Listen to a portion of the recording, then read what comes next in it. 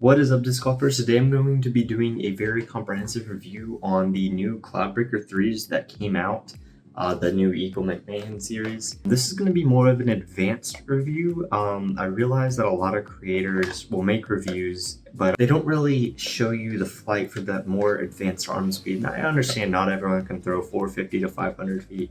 It is like something that I've always wanted for disc, is to be able to see, okay, but how does that disc fly, 500 feet, because that changes a lot in a disc. From 4 to 500 feet, it's drastically different.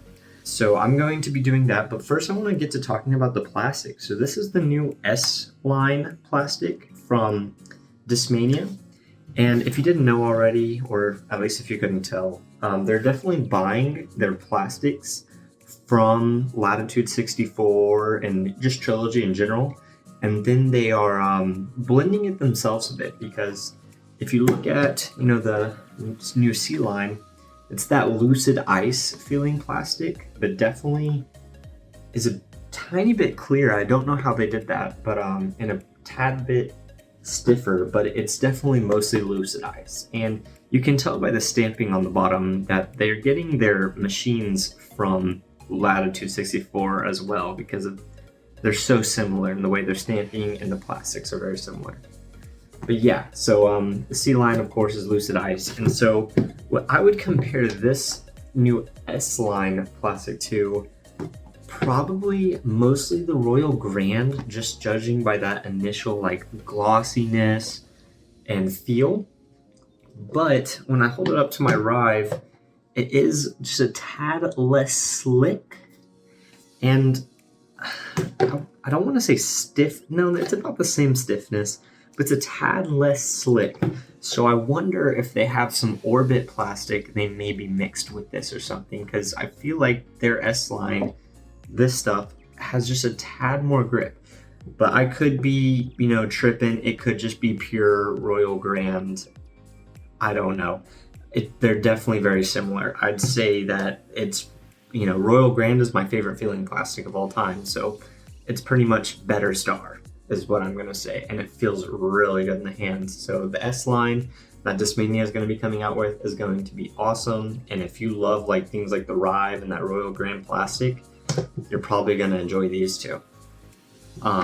Personally, I like more Starlight plastics for distance drivers. I really didn't enjoy the C-line DD3s that came out, just because that stiff plastic hurts my hand. And so that was nice to get this nice Royal Grand feeling plastic in the new S-line. I'm really excited to see how this flies. Gonna try to do some good distance lines with it and see how many times you can break 500 feet. Yeah, so I have two. I have the gray and blue. I'm gonna see if they fly any different, but the molds do look like they came out about the same. See if they're, it's hard to tell exactly on the camera, but they look, I can't tell much of a difference. And so I held up the Rive to compare the plastic. Very similar plastic, about the stiffness and feel of Royal Grand, if you've thrown that before. Probably the best plastic on the market for distance drivers. But now I'm going to compare the feel to this year's run of Calvin Halos, which I think is what it's most similar to. And right off the bat, I can tell that it is a bit retooled, because if you are aware, the original Cloudbreaker 3s, well, DD3s, were just destroyers. But I can tell these are retooled a little bit here, relative to my destroyer. Looks like this year's run of Calvin's has a tiny bit more bluntness, which this is the blue one, so it does make it a little flippier. So I think that these Cloudbreakers will have a bit more integrity to them in their flight. But other than that, the shape is near dead on similar, the same. And they came out kind of flat. I'd say pretty equivalent to like a Rive in flatness. Yeah, in fact, looking at it now, that's like the same amount of dome. And so they're not like board flat, but they're not like top domey. Like if I compare it to this destroyer, it's like night and day how domey they are. But yeah, no, it's like Arrive in the dominess if you've thrown Arrive, and it's got almost the exact same shape of this year's Blue Run of Calvin's, but in this Royal Grand like plastic with their new C line. So with all that together, it sounds like they have a blend of all my favorite things about Latitude 64's plastics, and then the shape of my favorite distance driver ever. So it sounds like these are gonna bomb and they're gonna be awesome. But we don't know until we get out into the field. So I'm gonna do one clip is just gonna be the throw and just my general reaction to the disc. And then I'm also going to do the flight path with Ace Trace for y'all. So that way you can see what the flight ended up being. I'm gonna end up doing Hyzer, flat, and anhyzer release, and I'll state that in the video before I throw. All right, we're out here in an open field. This is just a flat par 4. It's a little gusty right now, but I have this tree line to my right that should be preventing a lot of the crosswind. So hopefully it just plays as like a soft headwind like it is right now. I am going to compare it directly to this year's run of the blue rimmed Calvins, as well as the Dayglow DD3 C line. And I will throw the two S line cloud breakers in between them because I think it's gonna lie in between these flights. This is a little flippier, kind of like a Hyzer flip, whereas the Dayglow DD3 C line is pretty dang overstable. And so I have a feeling that these cloud breakers are gonna lie somewhere in between that. But yeah, so my immediate throw is just gonna be my natural kind of baby Hyzer, and that's when I'm gonna compare all 4 of these discs. I'm looking for them to, I'm gonna just smooth it like 60 to 70% power. So hopefully they land around that like 440 mark. So this is the blue rimmed Halo Destroyer.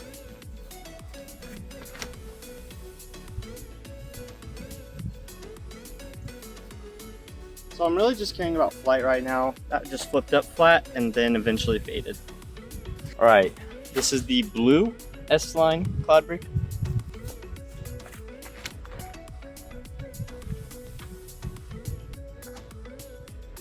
Beautiful S flight. Out there to that like 430-ish mark right there, like I said, smoothing it. I think the baby headwind got it over more because yeah, it had to have been wind that got that over so well. Started on Hyzer and it just gave like a nice reliable S line. Definitely a little flippier than I thought, but let's try the gray one, see if there's any difference in the colors.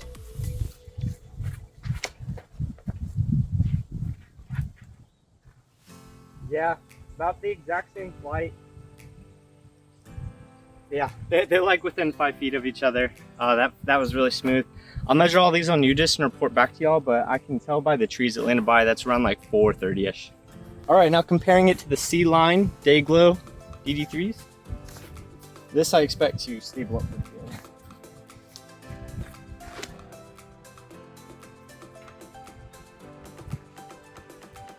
Yeah, and you can see I got that one even flatter than the other 3, and that thing never wanted to turn. So yeah, the Dayglow C-line DD3s are definitely more beefy, but I'm actually excited by the flight of those 2 cloud breakers because they look like bombers. But now I'm gonna take those 2 and try them on 3 different angles, a more steep Hyzer, more flat, and then some Annie, hang it out high and see how far they go.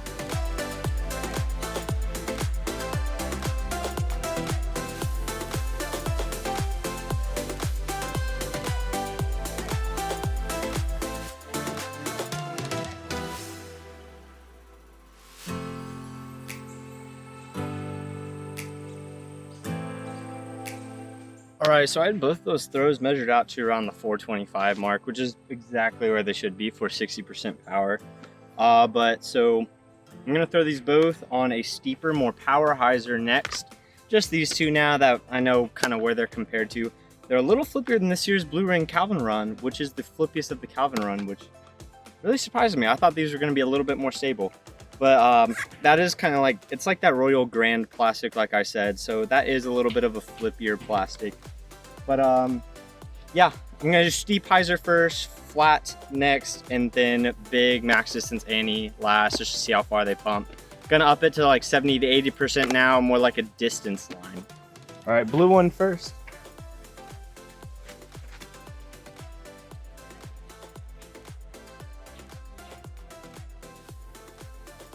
That's around that 460 foot range probably. Just pure hyzer. Saw it was kind of flipping up. Let's try the gray one now. Maybe a little higher of a hyzer.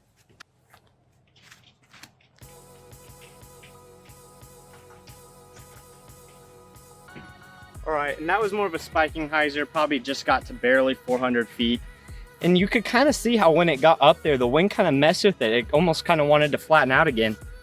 So I would not really trust it on that line unless you need kind of like a stalling flip up, which is a unique shot, but you might need it.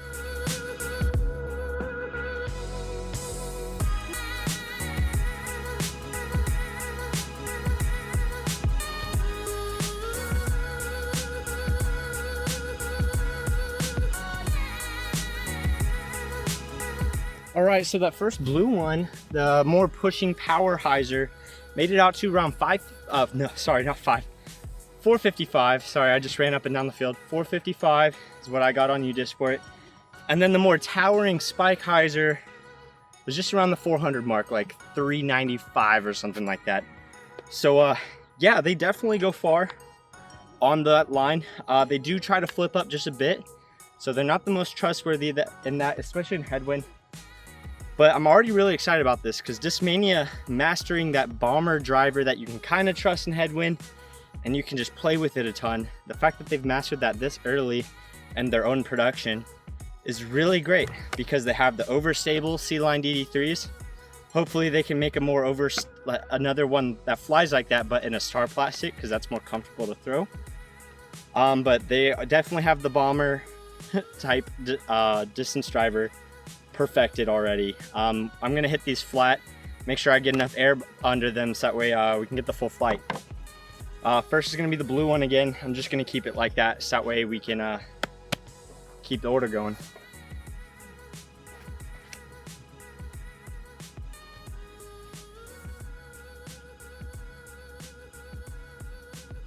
That was an interesting flight. So all of a sudden I had some more stability now that there's like no wind out on the course right now.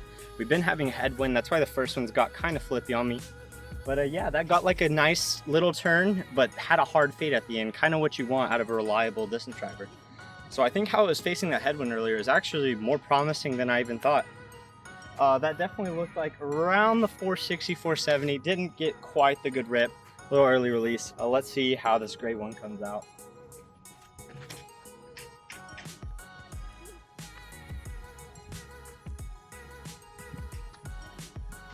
All right, I feel like I released that one on a bit of Annie. I got kind of over torqued and got over quite hard, but still fought out and was practically on baby hyzer by the end.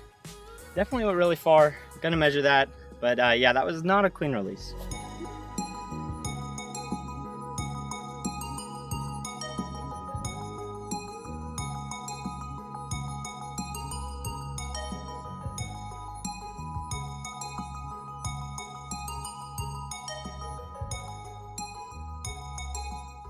All right, I need to hurry up and finish this review because I'm sweating balls out here. It's over 105 degrees outside right now. Thank you, Central Texas.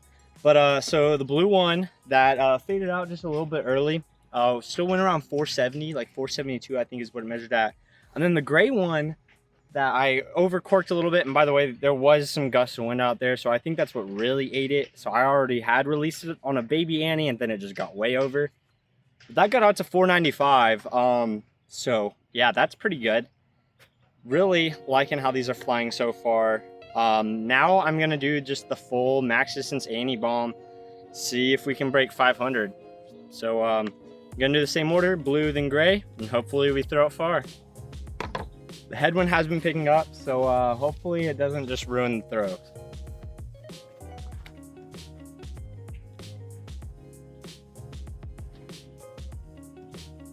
Bit overcorked. It hit the ground at like 425.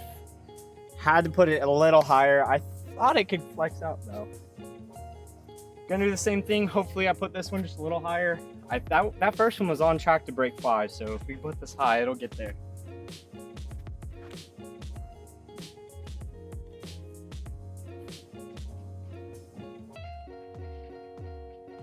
Yep, that's it right there. That's definitely over 5. So yeah, from those two flights, you could definitely tell If you put it too low on Annie, it's definitely going to cork out if you're trying to break that 500-foot barrier. But that second one that I put quite a bit higher, maybe even a little bit less Annie than that first one, it got that full S flight, and if you really keep it nose down, it'll really still keep punching through. So I'm gonna go measure them right now and verify the distances.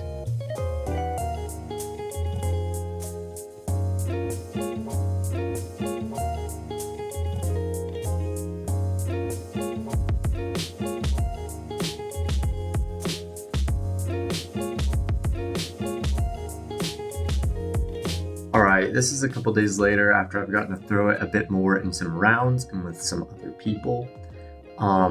It's a bomber. I've sent it over 500 feet multiple times now. Goes really far. Those last two throws in the video, I forgot to make the video out into the field telling you how far they went. That second one was definitely over 5. I think it was like around 515-ish. And then the first one like died out around like 475-ish. It just kind of smashed into the ground. But no, they go really far. That was into a headwind, got it over 500. So I bet it could cap out at like 530 to 540, which is about where my max distance is right now, which is perfect. That's where this disc lies. It's a max distance bomber, tailwind, flat to fade, or with no wind, Hyzer flip, or if you're into a headwind, you could do a Hyzer flip max distance line. But yeah, really cool disc. A 12 speed that even slower arms could throw. If you're around that 400-foot barrier, you could definitely find use of this. If you're at the 500-foot barrier, you can find use of this. Very versatile disc. Happy to see this from Discmania. Highly recommend it. You get it at the release. Loving this Espelin plastic, aka Royal Grand. We all know they are buying their plastics from Latitude 64, but that's no problem because it is like the best plastic of all time, especially for a distance driver. So yeah, I highly recommend you get your own Cloudbreaker.